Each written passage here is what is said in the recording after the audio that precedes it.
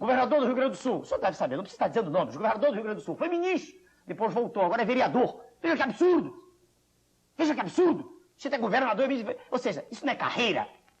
Dá pra ter vergonha, eu teria vergonha disso. Entendeu bem? Então, o senhor perguntar de quem é a culpa? Do vértice da pirâmide, primeiro. Mas o indivíduo que está no vértice da pirâmide, ele não chegou ao vértice, ele lá foi colocado. Ele não chegou como eu vou chegar. Falando assim como eu estou falando para o senhor. Em todos os programas eu digo exatamente a mesma coisa. Não há acordo com esses senhores. São inimigos da pátria. São traidores do povo. Esses indivíduos que estão vão e voltam, vão e voltam. Estiveram sempre aí. Seja de esquerda, direita, isso é uma farsa. E o senhor vai ver, e a população vai ver que é farsa no segundo turno. Quando todos se unirem. Porque aí não há opção. Mas já aconteceu isso na eleição anterior, né? Não, ficou meio a meio. O senhor vê que ficou meio a meio. Uniram um grupo de esquerda, de um grupo de direita. Agora não vai ver isso. Vai ficar bem claro, vai ficar indiscutível, irrefragável, é mais bonito, é irrefragável a tese que eu não aceito aliança com nenhum deles. Nenhum desses indivíduos tem condição moral, técnica, de preparo e de dotação de berço para dirigir o país. Nenhum deles. Nenhum dos que estão. E aí, quando se chegar lá, a farsa, a máscara vai cair. Aí o senhor o senhor me chamará de novo. Quer dizer, eu espero e terei prazer em vir conversar com o senhor, com a sua educação, com o modo como o senhor entrevista. E aí nós vamos ver. Então, quando o senhor perguntar de quem é culpa, não é do ministro, porque o ministro está ali fazendo o que o presidente quer. Então, a incompetência há, muita. No tempo do senhor Collor, que eu me lembro bem, o ministro era um político. Um homem dos corredores do Congresso. E, ao que eu saiba, nos corredores do Congresso não se aprende nada que preste. Não sei de alguém aprender medicina, não sei livros e do lado de doentes.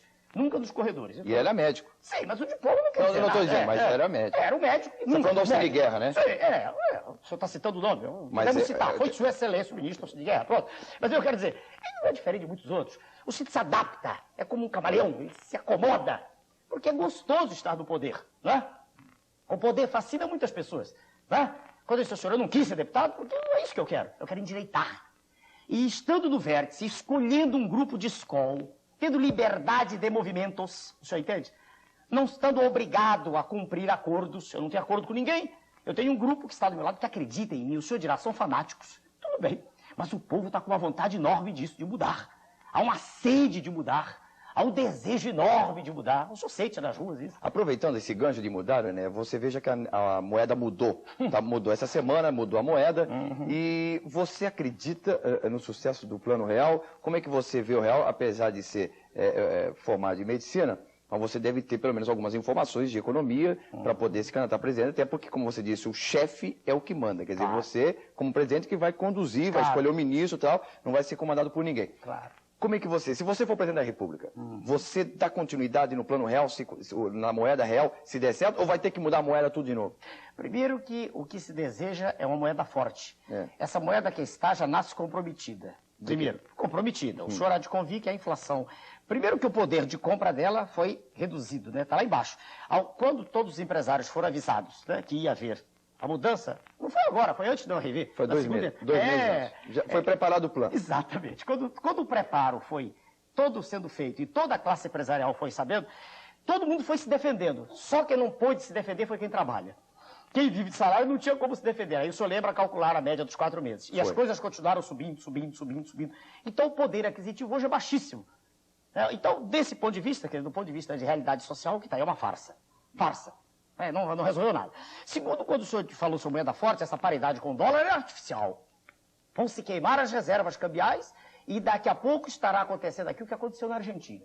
Quando o senhor falou sobre informações de macroeconomia, eu seria um imbecil se não estudasse o assunto.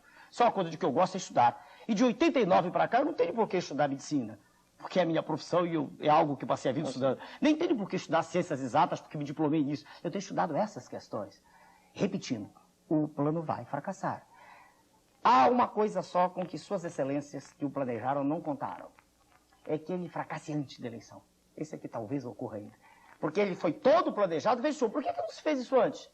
Por que a inflação foi subindo e se deixou para 2 meses antes? Por quê? Mostre uma razão, ou que alguém mostre. Por que isso não tinha sido? O IPMF já está há muito tempo aí aplicado, senhor sabe? Por que se esperou até agora? Por quê? Qual é a razão? Não há nenhuma razão, não ser eleição. Para que sua excelência, o ex-ministro, possa ser o presidente da República, apresentado como solução. Mas quando o senhor perguntou se eu creio, não creio porque não existe, primeiro, um fenômeno que é extraordinário, que se chama fenômeno psicossocial, que ocorreu no cruzado. No cruzado, quando houve o congelamento de salários, houve de preços também. O senhor se recorda que não existiu o aviso prévio. Lembra? Então, como todo mundo... imediato. Isso. Como todo mundo foi apanhado de surpresa, houve aquela sensação de euforia, que não existirá agora. Agora o cidadão sabe que o dinheiro que ele tem na mão, muito embora a moeda... Talvez até evite um pouco da inflação também, né? Não, a inflação não será grande. É impossível ser grande. Ela será em um dígito. Não tem como. Mas haverá algo em torno de 5% ou mais, né? Continuará existindo. E o que eles querem mesmo... É para eleitoreiro, então, isso? Sem dúvida. Mas isso, por mais triste que possa parecer, o povo é enganado a cada instante, é ludibriado. Bom, mas vamos uma hipótese. Então... O que se mudou foi efígie, né? Certo. Agora, Enéas, você é eleito presidente da República, aí que eu fico questionando, você é eleito presidente da República, você não vai ter que mudar a moeda tudo de novo? Porque esse dinheiro, o nosso cruzeiro que nós tínhamos, foi queimado. Agora botaram um outro papel, que é o real. Então esse papel, o que você faria então com essa moeda para deixá-la forte? Veja o senhor, primeiro evitar, eu comecei por esse assunto e talvez a gente esteja terminando com ele, é evitar a sangria. A sangria é o modelo especulativo, é o modelo que enriquece quem não trabalha. Fortunas fabulosas são feitas da noite para o dia, com as chamadas aplicações de capital. O Brasil é o maior cassino do planeta hoje. Cassino de investimento. Não, investimento... Perdão, de especulação. Perdão, especulação. Se o senhor tem $1 milhão de dólares... Investimento não, de especulação. Não é investimento. Quer dizer, se o senhor perguntar qual é a medida única possível para fazer com que o Brasil seja o que ele tem que ser, e pode ser, e deve ser, e será, a única coisa possível é quebrar esse ciclo. É trazer as taxas de juros reais, pouca gente fala disso, né? Eu lhe mostrei no início do programa, são as maiores do planeta para um nível civilizado. Nível internacional. E não se diga, não se argumente que vai haver evasão, que todo mundo vai tirar o dinheiro que está aí. Não, isso não vai acontecer. Não aconteceu no cruzado. Não há nenhuma necessidade de confisco, como foi feito por Sua Excelência, o presidente Collor. Não há necessidade disso. No cruzado, o senhor se recorda, não houve confisco. As taxas de juros tornaram-se irreais, por a zero, quase. Irreais. O Brasil não teria condições disso. Mas nós podemos caminhar para o nível internacional. Com isso, o que acontece? Como as taxas de juros são um componente obrigatório dos custos, quando elas são elevadas, os empresários as incorporam aos custos. Por isso eu disse ao senhor que a inflação vai continuar crescendo agora, porque mesmo com a nova moeda implantada, as taxas de juros continuam elevadíssimas agora. Continua se emitindo uma fortuna. Agora, o número deve estar em torno de 20 bilhões de dólares emitidos agora, que é só absurdo. É 20 bilhões de dólares, é absurdo. Vinha a uma média de 1 bilhão por mês de emissão. Então, veja bem, tudo a farsa articulada, você vai perguntar como a gente corrigiria, ou corrigirá, lá chegando. Primeiro é reduzindo drasticamente as taxas de juros, sem medo. Com coragem fazer isso. Os juros bancários? Nós teremos, veja o senhor, todo o sistema financeiro contra nós. Mas aí todo ele. É uma bela briga, hein? Excelente briga. Mas eu tenho coragem para tê-la. Eu tenho do meu lado um professor de macroeconomia da Escola Superior de Guerra, professor Marcos Coimbra. Perdão, desculpe a grosseria com você. Eu já vou introduzir. Você foi sargento do Exército. Muita honra. Sargento do Exército. Com muita honra. Você colocaria para ministro do Exército uma pessoa que você já teria conhecido ou por informação de algum outro ministro? Dificilmente. Já? Do general? Veja, senhor, eu tenho no grupo, e o senhor imagina 5 anos nisso, quanta gente se aproximou. Senão não teria o partido, como eu mostrei, com registro definitivo. Eu tenho como candidato a vice-presidente da República o almirante Roberto Gabi Silva. Uma figura ínclita, tá? No meio militar, respeitadíssima. Né? O almirante é um homem preparado, um homem sério. Né? Muito bem. O senhor perguntou para ministros, eu até agora não me preocupei, porque o leque é grande. Há indivíduos de alto gabarito nas Forças Armadas e há em todos os lugares. Onde é difícil achá-los é no meio político. Entende? A política atraiu nos últimos tempos, é desagradável dizer, mas ela atraiu a escola da sociedade. Mas nós temos militares. Temos militares, pessoas do Exército, e inclusive das Forças Armadas, no Congresso. Também. Mas veja, senhor, eu não pretendo procurar no meio político. Certo. Não. Como agora não procuro os assessores. Os meus assessores são indivíduos preparados, tecnicamente preparados, e, se possível, sem nenhuma vinculação com o quadro. Se possível. Sim, também porque o fato de estar ligado a uma estrutura ou outra não quer dizer nada. Claro. Hoje não há mais ideologia partidária, há toda uma amálgama, uma mistura, né? Não há clareza hoje ideológica. Mas para a gente não fugir da tese, quando o senhor perguntou, cortando, né, a especulação, quer dizer, cortando-a, não adianta tirar zeros, adianta evitar a drenagem, isso sim. Adianta fazer com que, sendo as taxas de juros baixas, o que é que vai ocorrer? Vai ser possível, aí sim, um investimento. Porque o empresário não precisa desviar o seu capital para aplicar, ele vai investir. Porque investindo ele tem retorno, entende? Então ele investe, vai aumentar a produção. Aumentando a produção, aumenta o emprego. E nós estaremos lutando contra uma grande chaga atual. Nós temos 10 em números mínimos, 10 milhões de desempregados. É um número razoável. Se a população da Bolívia oscila em torno de 7 milhões, nós temos mais do que toda a população da Bolívia desempregados. Então, baixando taxas de juros, diminuímos os custos, possibilitamos um nível de investimento da economia. A economia se aquece. O senhor vai dizer, vai haver inflação. Não. A inflação brasileira não é inflação de demanda, é inflação de custos. Entende? Então, quer dizer, nós baixando os custos, nós aumentaremos a produção, aumentaremos o nível de emprego, aumentando o emprego, aumenta o consumo, e a economia, então, adquire vida, porque hoje ela está completamente estagnada. O senhor vê, hoje o senhor olha para o Brasil, o senhor tem o mercado interno, um potencial enorme. E quem é que consome? 50 milhões de pessoas consomem. Dos 150 milhões, 50 consomem. 50 passam fome, literalmente. E 50 vivem em regime de sobrevivência. Agora, o Ené, nós estamos chegando ao final do programa. Eu queria deixar você à vontade. Você vai ter dessa vez quantos minutos ou segundos no ar? Não, minutos. Eu tenho mais de um. Depende, eu não sei como estão as candidaturas. Porque os primeiros 10 minutos são divididos por igual, né, igualmente, entre os candidatos. Então, eu devo ter no mínimo um minuto. Quer dizer, você acha isso antidemocrático? Eu não uso essa palavra, o senhor deve ter notado, porque democracia pressupõe uma sociedade na qual todos participem da riqueza. Sim. E aqui no Brasil se fala democracia como o direito de dizer qualquer coisa, de chamar nome feio em público, de ter intimidade com todo mundo. Eu não vejo assim. Sim. Eu vejo democracia como um regime em que todas as pessoas participam da riqueza da nação. Sim.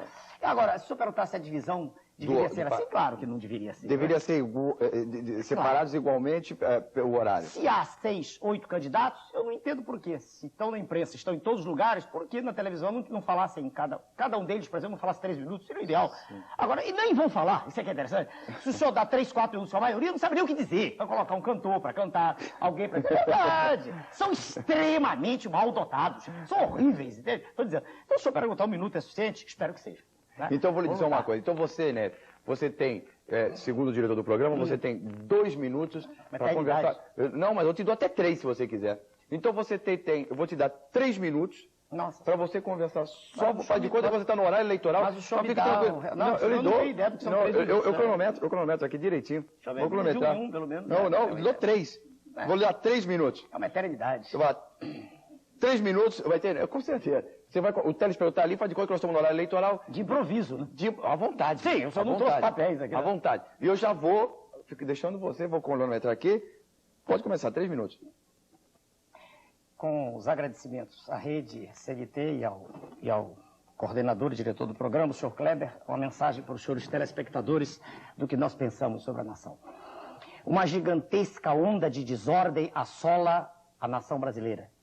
Uma desordem que faz com que nada funcione direito, com que não se saiba a quem recorrer sobre coisa alguma. Desordem que lança todas as pessoas, todos os cidadãos, numa angústia profunda, numa sensação de desesperança ante o futuro, e que os faz, em última análise, não acreditar em nada. O mau exemplo vindo do poder maior da nação, associado aos exemplos que chegam a cada instante ao homem comum, tudo isso faz com que grace, com que medre, com que viceje tudo que há de pior no ser humano. O senhor me avisa 1 minuto. Não, fique à vontade. Tudo que há de pior. Falta muito. Não avise 10 segundos antes. Não, eu aviso com boa certeza. Avise 1 minuto e meio, pelo menos, para me orientar. Bom. Cresce a sensação de insegurança nas ruas. Cresce a falta de perspectivas. Desenvolve-se o ódio entre os semelhantes. Cria-se, na verdade, não mais uma sociedade organizada, mas sim um bando desordenado. Um bando no qual cada um de nós foi lançado, um bando no qual cada um de nós luta pelas suas próprias necessidades, fazendo com que desapareça tudo que há de mais belo no interior do ser humano. O amor ao próximo, o respeito ao semelhante, a sensação de amor à própria pátria, a esperança em um futuro para nós todos e para nossos filhos. É diante desse estado de caos institucional generalizado que nós lançamos um alerta, um brado para que a população toda se levante e se una, lutando como um todo contra essa situação de tristeza e possamos todos nós emergir desse estado de infinita amargura em que vive mergulhada toda a nação brasileira. Meu nome é Enéas. Muito bem, já faltou 5 segundos, tá? Foi bem. Então aproveite os 5 segundos, o telefone de contato do candidato a presidente. Nós temos um telefone, posso dar no Rio de Janeiro, 021, serve para a nação toda, 262-2828. 262-2828. Muito obrigado. Enéas, eu lhe agradeço o carinho, senhor. Sucesso, boa sorte na campanha. Obrigado, senhor. E o programa João Kleber está à disposição, não só do Enem, mas de todos os candidatos, mas todas as vezes que você, né, sentir necessidade de falta de mídia, falta de divulgação, o programa João Kleber está à sua disposição. Tá ok? Um abraço a você. Muito bem. O programa João Kleber está chegando ao seu final? Não, ainda tem mais 2 blocos. Pois é, você prestou atenção no que o Enéas falou? Preste atenção também nos outros candidatos, porque eleição, meus amigos, é coisa muito séria. Tá bom? A gente volta, é rapidinho.